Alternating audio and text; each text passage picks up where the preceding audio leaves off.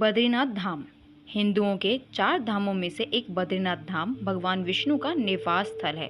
यह भारत के उत्तरांचल राज्य में अलकनंदा नदी के बाएं तट पर नर और नारायण नामक 2 पर्वत श्रेणियों के बीच स्थित है।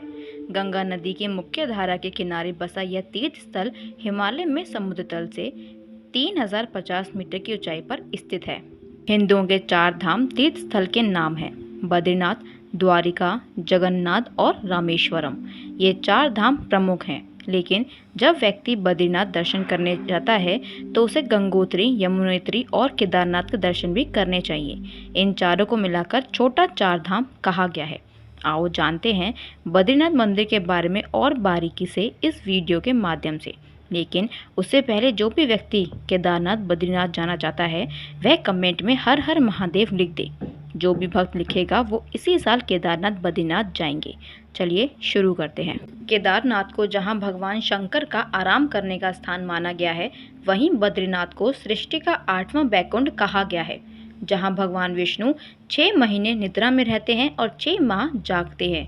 जहां बद्रीनाथ की मूर्ति शालग्राम शिला से बनी हुई चतुर्भुज ध्यान मुद्रा में है, यहाँ नर नारायण विग्रह की पूजा होती है और अखंड दीप जलता है, जो कि अचल ज्ञान ज्योति का प्रतीक है। बद्रीनाथ का नाम बद्रीनाथ इसलिए पड़ा क्योंकि यहाँ प्रचुर मात्रा में पाई जाने वाली जंगली बेरी को बद्री कहते हैं। इसी कारण इस धाम का नाम बद्री पड़ा। यहाँ भगवान विष्णु का विशाल मंदिर है और यह संपूर्ण क्षेत्र प्रकृति की गोद में स्थित है। केदार घाटी में 2 पहाड़ हैं, नर और नारायण पर्वत। विष्णु के 24 अवतारों में से एक नर और नारायण ऋषि की यह तपोभूमि है। उनके तप से प्रसन्न होकर केदारनाथ में शिव प्रकट हुए थे। दूसरी ओर बद्रीनाथ धाम है, जहाँ भगवान विष्णु विश्राम करते हैं। कहते हैं कि सतयुग में बद्रीनाथ धाम की स्थापना नारायण ने की थी। भगवान केदारेश्वर ज्योतिर्लिंग के दर्शन के बाद बद्री क्षेत्र में भगवान नर नारायण का दर्शन करने से मनुष्य के सारे पाप नष्ट हो जाते हैं और उसे जीवन मुक्ति भी प्राप्त हो जाती है।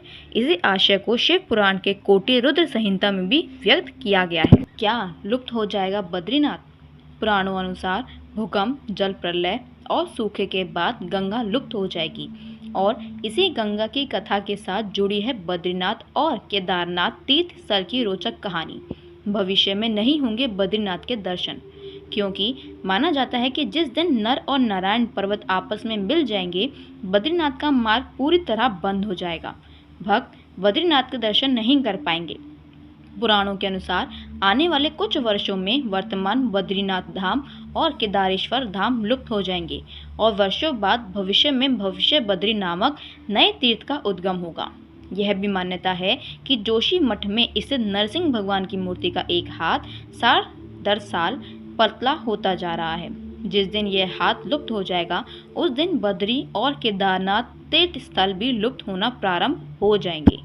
4 धाम में से एक बद्रीनाथ के बारे में कहावत प्रचलित है कि जो जाए बद्री वो न आए ओदरी, अर्थात जो व्यक्ति बद्रीनाथ के दर्शन कर लेता है उसे पुनः उदर यानी गर्भ में नहीं आना पड़ता, मतलब दूसरी बार जन्म नहीं लेना पड़ता है।